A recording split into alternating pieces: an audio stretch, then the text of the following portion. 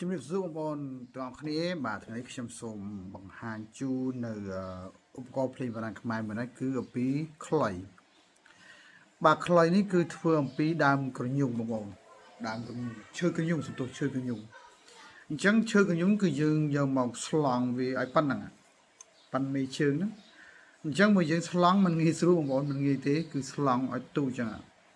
ហើយយើងដាក់ក្បាច់ពីលើថែមទៀតស្អាតបងប្អូនខ្ញុំស្រឡាញ់ខ្លុយខ្មែរយើងមួយនេះមែនតើហើយបងប្អូនយើងអាចមកសាកសំឡេងបានណាដោយសេរី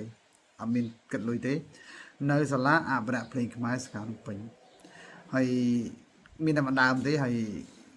ខ្ញុំថាស្អាតបងប្អូនមើលស្អាតបាទស្អាតមែនតើបាទស្អាតក្បាច់ហើយធ្ងន់ដុក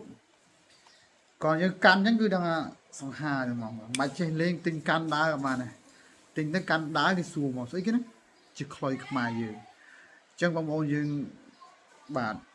អាចតាក់ទងមកបានណាបញ្ញាប់មកទិញមួយកាន់លេង